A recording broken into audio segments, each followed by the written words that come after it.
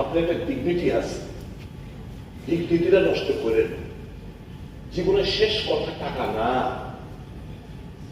জীবনের শেষ কথা ছিল সৎ পথে চলা, শোনা অর্জন। এটা আমাদের স্যাটিসফ্যাকশন পাইবেন, মানুষের উপকার লাগে। আমি করতাম না আপনার তো গেল মহাবীর এনক্লেভ নিউ দিল্লির মধ্যে যে 3 BHK ফ্ল্যাটের মধ্যে আমি বলতেন না বিকাশ বাবু আপনি মহাবীর এনক্লেভ দিল্লির মধ্যে আমি ফ্ল্যাটের মধ্যে ঘুমো জামিনার দেন, করতাম না কোনো। আমি বলতাম না আপনার যে ওই বেলবাড়ির মধ্যে হয় বেহালাবাড়ি যে আপনার পেট্রোল পাম্পে আপনার ছেলের নামে যে পেট্রোল পাম্প গাড়ির মধ্যে পেট্রোল বহাই দিন, আমি একবারও বলতাম।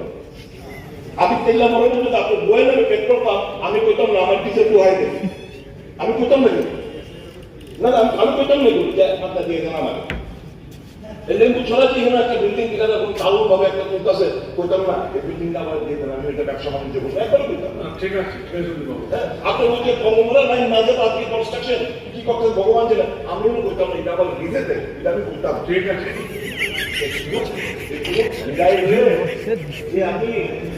আমি মন্ত্রী কতদিন হয়েছে প্লিজ, আমি মন্ত্রী কতদিন হয়েছে, আমি অমুক লেগে 1.5 লাখ টাকা পাস, এত টাকা পাস, আমার 5 লাখ টাকা দেয়, আমি কইতাম না এগুলোতে।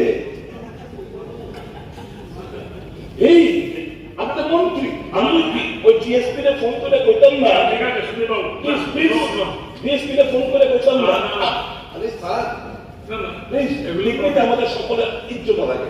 জিএসপি রে ফোন করে কইতাম না আমাদের ওই 30% লাগবে, এগুলো আপনি করবেন না। মাননীয় অধ্যক্ষ মহোদয়, আমার মাননীয় মুখ্যমন্ত্রী একটাই, ওয়াই সোসাইটি হাউ থেরাপি বিভিন্ন কোয়ালিফিকেশন মেনশন করছে, 10 বছর এক্সপিরিয়েন্স জানি, আমি পাস করছি 1.5 বছর হয়েছে। আমি কেমনে আমি 10 বছরের এক্সপিরিয়েন্সটা আমি জমা দিলাম কেমনে?